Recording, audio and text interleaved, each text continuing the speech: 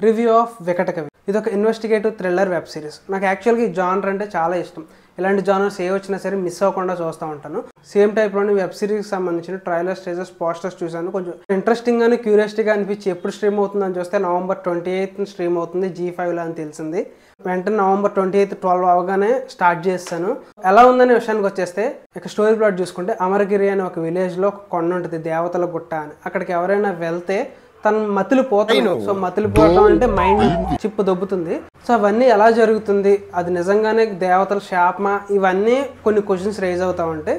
At the same time మన hero వచ్చేసి ఎక్కడో హైదరాబాద్లో కొంచెం డిటెక్టివ్. అలాగే అంటే ఎలాంటి చిన్న కేసులైనా సరే, ఎలాంటి పెద్ద కేసులైనా సరే ఈజీగా సాల్వ్ చేస్తారు. అందుకే తనకి వికట కవి అని యూనివర్సిటీలో పేరుందని మెన్షన్ చేస్తారు. సో అక్కడ నుంచి మన హీరో ప్రాబ్లం తెలుసుకుని ఇక్కడికి వస్తాడు. సో ఎలా సాల్వ్ చేశాడు దాన్ని అనేది మిగిలిన మూవీ అయితే. ఇక నాకు ఓవరాల్గా మూవీ ఎలా అనిపించిందంటే, వెబ్ సిరీస్ తీసారేళ్ళు కానీ వెబ్ సిరీస్లా అనిపించలేదు, సీరియల్లా అనిపించింది నాకు. యాక్చువల్గా ఈ స్టోరీని ఈజీగా మూవీ కింద కన్వర్ట్ చేసి ఒక 2 అవర్స్లో లేపేయచ్చు. 2 అవర్స్లో లేపినా సరే అంత ఇంపాక్ట్ఫుల్గా అనిపించిన స్టోరీ ప్రొడక్షన్. ఇంకా అదే పాకిస్తాను, ఇంకా అదే రివెంజ్లు, ఏంటి సార్ ఇంకా ఎక్కడ ఉన్నారు సార్? అసలు ఏదో 1970s ఆ పీరియడ్ పెట్టుకున్నారు, ఓకే బాగుంది. బట్ దాన్ని కొంచెం ఎలా మీకు ఆన్ పేపర్ మీద చూస్తున్నప్పుడైనా సరే మీకు అరే ఈ పాకిస్తాన్ ఏంటి, ఈ రివెంజ్ ఏంటి మీకు అనిపించలేదా సార్? నాకు అర్థం కాదు. చూస్తున్నంతసేపు 2 ఎపిసోడ్లకి మొత్తం అయిపోయింది వెబ్ సిరీస్. మొత్తం స్టోరీ ప్లాట్ రివీల్ అయిపోయింది. అసలు విలన్ ఎవరనేది మనం ఈజీగా గెస్ చేయొచ్చు. ఎవరెవరు ఇన్వాల్వ్ అవుతుంది ఈజీగా 1 by 1 నెక్స్ట్ ఏం జరుగుతుంది అని చెప్పేసి ఈజీగా మనం ప్రిడిక్ట్ చేసేయచ్చు. అలా అనిపిస్తే ఇంకా అది వెబ్ సిరీస్ ఎందుకు, ఇంకా థ్రిల్లర్ ఎందుకు నాకు అర్థం కాదు. నా పాయింట్ ఆఫ్ వ్యూలో థ్రిల్లర్ అనేది 2 పాయింట్ ఆఫ్ వ్యూలో డివైడ్ చేసుకుంటా. Why, who. సో ఈ 2 ఏంటంటే వై ఎందుకు చేశారు, రీజన్ ఏంటి, హూ ఎవరు చేశారు. ఈ 2 సరిగ్గా ఎగ్జిక్యూట్ చేసి క్యారీ చేస్తే మాత్రం మూవీ పక్కా వర్కౌట్ అవుద్ది థ్రిల్లర్ జానర్స్లో అనుకునే టైప్ నేను. ఎందుకంటే వై ఎందుకు, సో ఒక బలమైన రీజన్ ఉండాలి అది చేయడానికి. ఒక ఏదైనా క్రైమ్ అయినా సరే, లేకపోతే మర్డర్ అయినా సరే, ఏదైనా చేయడానికి ఒక రీజన్ ఉంటుంది, పర్టికులర్ రీజన్. దాన్ని ఏ విధంగా మనకు ప్రజెంట్ చేసి మనం ఎమోషనల్గా కనెక్ట్ అవుతే అది బాగా సక్సెస్ అవుద్ది. అది వై. హూ ఎవరు చేశారనేది సస్పెన్స్ అలా హోల్డ్ చేయాలి లాస్ట్ మినిట్ వరకు కూడా. అసలు ఆడియన్స్ అనేవాడు గెస్ చేయడు, అలా ఉండాలి.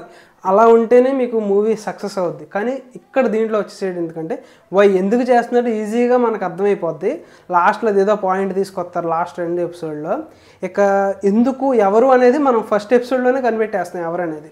సో ఇంత ఈజీ ప్రెడిక్టబుల్గా ఉన్న స్టోరీని మళ్ళీ థ్రిల్లర్ అని చెప్పేసి అసలు 2 ఎపిసోడ్లకే కంప్లీట్ అయిపోయే స్టోరీని మిగిలిన 4-3 ఎపిసోడ్లు అలా లాగి వదిలారు. కానీ ఇక్కడ ఏదైనా ఒక ట్విస్ట్ ఉందా అంటే ఆ ట్విస్ట్ ఏమైనా ఇంట్రెస్టింగ్గా ఉంటుందంటే అదే ఉండదు. దీంట్లో నటించిన క్యారెక్టర్స్ కూడా సీరియల్ యాక్టింగ్ అంటారు చూడండి, అలా అనిపించింది. దీనికి వికట కవి కాదు, కటకటాల బలి జనం అని పెట్టాలి.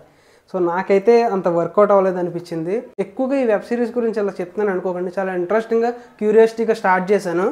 ఫస్ట్ స్టార్టింగ్ 1 ఎపిసోడ్ ఏదో మూవీలోకి వెళ్తున్నారు కాదు వెబ్ సిరీస్లోకి అనుకున్నాను. కానీ సెకండ్ ఎపిసోడ్ ఎండింగ్ వచ్చేసేటప్పటికి అంత ఇంట్రెస్టింగ్ ఏమీ లేదనిపించింది. ఇక ఆ 4 ఎపిసోడ్లు కంప్లీట్ చేయడానికి నాకు రోజు పట్టింది.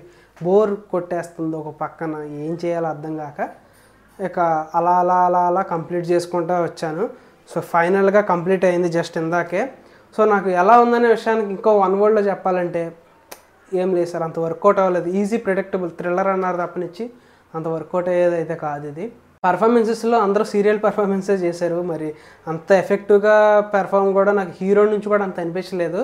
ఏదో ఆర్టిఫిషియల్గా అనిపించింది. వేరే మిగిలిన క్యారెక్టర్స్ కూడా ఎటొచ్చి తారక్ పొన్నప్ప అన్న క్యారెక్టర్ కొంచెం ఇంట్రెస్టింగ్ అనిపించింది. బట్ అది ఫస్ట్ ఇంట్రడ్యూస్ చేస్తుంటే ఇంకా బాగుండేది. ఇది వికట కవి వెబ్ సిరీస్ రివ్యూ అయితే. మీకు ఏమైనా ఇంట్రెస్ట్ ఉంటే G5లో స్ట్రీమ్ అవుతుంది, వెళ్ళి చూడండి. సో ఇది ఈ వీడియో. నెక్స్ట్ వీడియోతో మళ్ళీ కలుద్దాం. Until then by.